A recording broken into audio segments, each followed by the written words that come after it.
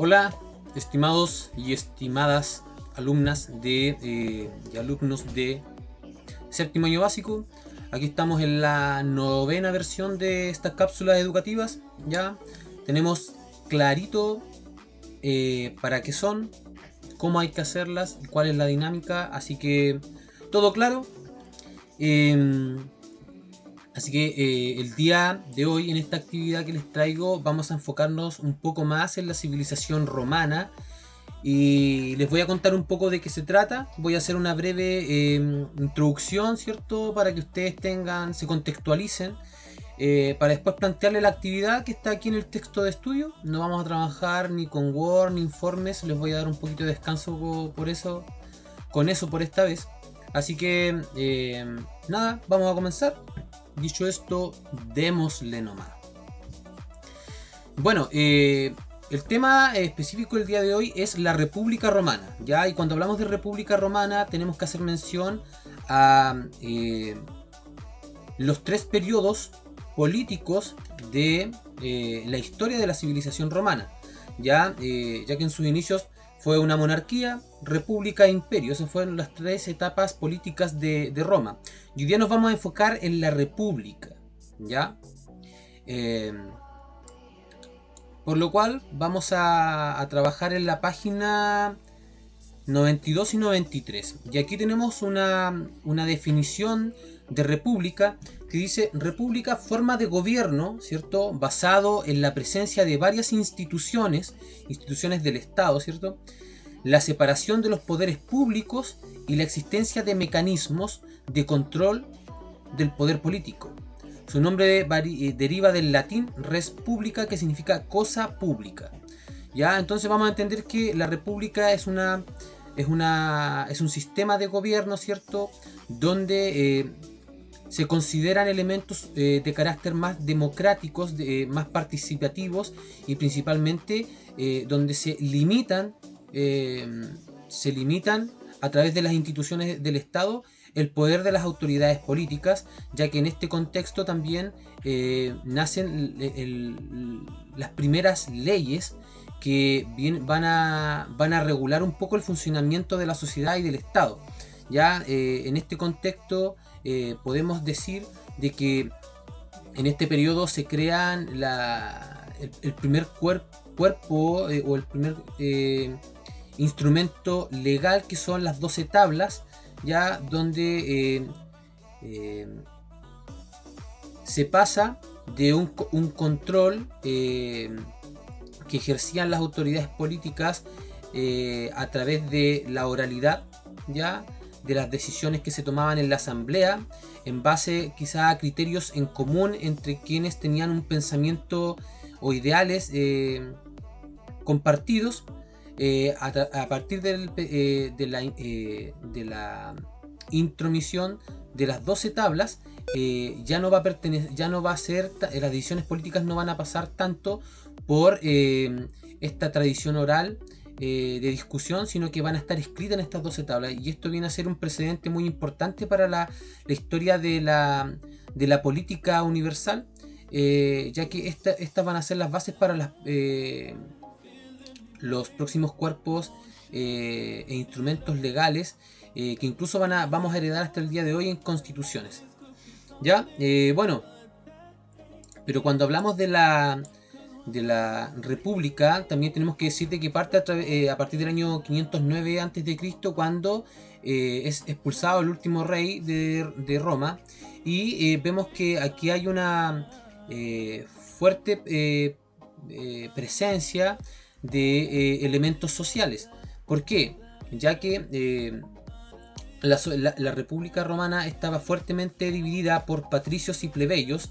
Vamos a entender a patricios como quienes, aquí como bien dice, quienes monopolizaban los cargos políticos y religiosos, quienes eran la élite de la sociedad en ese tiempo, quienes tenían poder político, económico, social, ¿cierto? Y por otro lado tenemos a los plebeyos, ya dice, estos gozaban de libertad, pero no de derechos políticos, por lo que comenzaron a movilizarse en búsqueda de igualdad. O sea, era la gente común y corriente, ¿cierto? Que no tenía estas atribuciones, ¿cierto? O este poder que tenía, por decirlo, la clase alta de esta sociedad. Ya vamos también a tener en claro que esta sociedad romana estaba también dividida por quienes eran ciudadanos y quienes no, y por ende quienes podían participar de las decisiones políticas de esta civilización en este periodo. Ya aquí tenemos claramente que los ciudadanos eran patricios hombres, y inmediatamente se discriminaba a las mujeres, niños, esclavos, extranjeros, eh, donde también vemos que aquí también hay señales fuertes de lo que es una sociedad patriarcal dominada por la figura y el género masculino. Ya dice, tanto las mujeres como los niños y los esclavos estaban bajo la tutela de los respectivos pater families, ya que eran los cabezas de familia quienes participaban después en las decisiones políticas en el Senado. Ya ustedes van a tener que leer en mayor detalle estos elementos para poder responder las preguntas que vienen a continuación. ¿Ya? Y donde nos vamos a enfocar principalmente es en la página número 92, donde tenemos aquí el funcionamiento de la República Romana y cuáles eran las instituciones y los principales cargos políticos y autoridades que daban funcionamiento a esta mecánica institucional nueva, ¿cierto? Que tiene, sí, hay que decirlo, bastante influencia del mundo griego, ya principalmente de Atenas, de la polis de Atenas. Voy a desaparecer un ratito para que lo vean bien. Ya, bueno, aquí tenemos un esquema, ¿cierto? O una infografía de cuáles eran, como bien dije, los integrantes y principales cargos políticos que daban vida a estas instituciones. Ya, vamos a ir haciendo una especie de punteo, de breve lectura sobre sus características. No las vamos a leer con mayor detalle porque ustedes tienen que hacer ese ejercicio y responder las preguntas que están a continuación. Ya, la máxima autoridad en una república tenemos claro que son los cónsules. Ya, los cónsules, como dice, son los máximos representantes del poder civil y militar. Convocaban estas asambleas y duraban un año en su cargo. Ya, duraban un año en su cargo. Y aquí vamos a seguir esta flechita que nos lleva aquí a los comicios o asambleas. Ya la asamblea tenía un rol fundamental en esto, ya que la asamblea, donde participaban todos los ciudadanos de la República Romana, elegían a los magistrados, que los magistrados eran los cargos o cargos políticos y administrativos más altos en este contexto, en esta organización política, como eran los cónsules, pretores, ediles y censores, que más adelante vamos a ver sus funciones. ¿Ya? Entonces, desde aquí nacía la base y la elección de estos magistrados, que eran cónsules, censores, ediles, pretores, dictador. ¿Ya? Entonces vamos a seguir con censores, que eran encargados, como bien dice, cada 5 años de hacer un censo, un registro de la población en la República de Roma, que es algo que se sigue haciendo aquí en la actualidad. El cargo de dictador, que se elegía en casos de una crisis o crisis política o guerra, era escogido por los cónsules. Los ediles, como se les dice a los alcaldes también hoy en día, velaban por el orden público y vigilaban los mercados y los espectáculos. Y los pretores administraban la justicia en la ciudad. Ya, como ustedes pueden ver, son distintos nombres, pero podemos hacer inmediatamente la dinámica de comparar qué instituciones o qué autoridades en nuestro país también cumplen estas funciones. El Senado también es conocido por nosotros, ya que en nuestra organización política y administrativa tenemos senadores y diputados. Ya, estos eran de carácter vitalicio, o sea que permanecían siempre en el poder. Compuesta en un comienzo por 300 patricios. Los patricios eran, acuérdense, la clase alta, quienes tenían el poder político y civil, quienes autorizaban las acciones de los cónsules. Ya, eran mecanismos de control, ya para que no se generaran gobiernos autoritarios, ¿cierto? Siempre estaba el Senado, que regulaba, y como bien hace hoy día, velaba también por la aplicación de la ley, porque se aprobaran o no ciertos proyectos de ley. Controlaba la política exterior y las finanzas y las resoluciones de los comicios. Y estaba principalmente formada por patricios, ya que era como la aristocracia, la clase alta hereditaria, que tenía el poder político y económico y territorial también.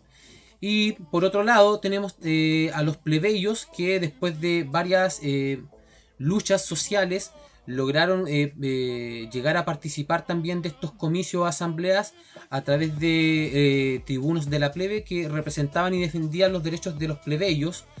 Podían oponerse a los proyectos de ley, o sea, de a poco van también introduciéndose en comicios y asambleas para que los magistrados sean más representativos a nivel general de la sociedad. Ya que algo importante, las magistraturas romanas, a excepción de la dictadura, eran electivas, temporales y responsables. Ya, es decir, aparte, a excepción del Senado, que eran vitalicios, que estaban sometidas a la ley, eran también gratuitas, pues no percibían sueldos, y colegiadas, esto es, compuesta por más de una persona. Bueno, después de hacer este breve análisis sobre sobre la organización política y administrativa de la República Romana, les voy a plantear las siguientes preguntas, bueno, el texto, y se las voy a explicar para que ustedes las respondan. Vamos a poder hacer nuevamente.